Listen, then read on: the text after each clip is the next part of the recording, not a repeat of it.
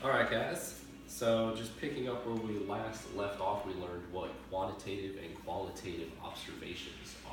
And today we're going to learn how to use those to make a hypothesis about the objects we have in the middle.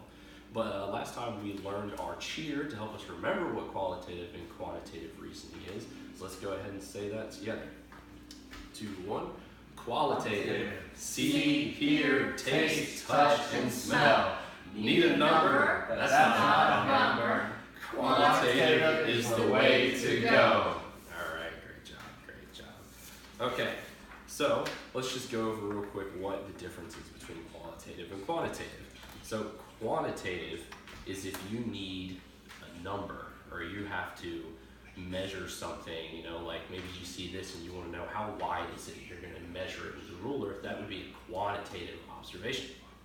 A qualitative observation is going to be something you observe with your senses. So for instance, if you pick this up and it's cold, that's a qualitative observation.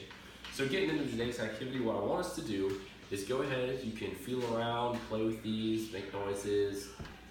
I just ask that you don't put them in your mouth, but otherwise just feel around with them, and I want you guys to go around and tell me a little bit about them using a qualitative observation.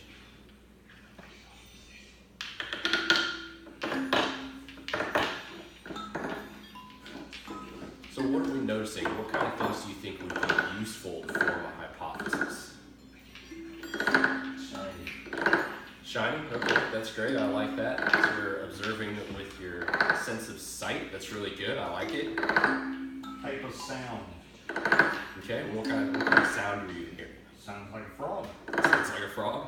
Okay, I like that, relating it to a real world object, I like that.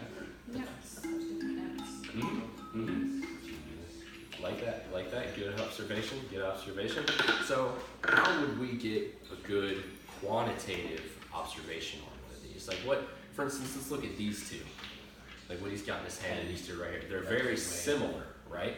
So how would you maybe defer them using a quantitative observation, not a qualitative? By the weight? Yeah. Okay, yeah. Weight, you can see that this one is maybe a little bit bigger than that one. So that's a good thing. Look around. And what about qualitative? How would you defer them in a qualitative way? The sounds they make. Okay, yeah, good. Yep, they're cold. Maybe this one's warm as we sit in the sun or something like that. I like what you said before. The sounds are different. That's nice. The colors are different. You drop them on the table. It's always good. Okay, so great. I like where all that's coming from. So, how can we form a hypothesis about what these objects are? Similarities. Okay, similarities, that's good. So what ways are they similar? And try to use a qualitative or a quantitative observation. All make noise. They do. They'll make different sounds. Great, great. They all make noise. I like it. So what else can you see? These two are the same, but different. Okay, like what are they, like something quantitative, like what are they made out of? I don't know, like Ceramic and metal. Metal, ceramic. Good. So that's going to produce a certain kind of sound. That's something you could observe. That makes sound too. Yeah, little bells or something they put in there like that. And like these two, these are both made of wood. I think this one's technically a coconut, but same idea. Kind of wood though. Good. So what kind of hypothesis can we form about these? All 4 of these objects share something in common. They all can make music. They Good. can all make sounds. Yeah, good. They're all a different type of musical instrument. That's awesome. Good job. Well done, sir. Very good, very good.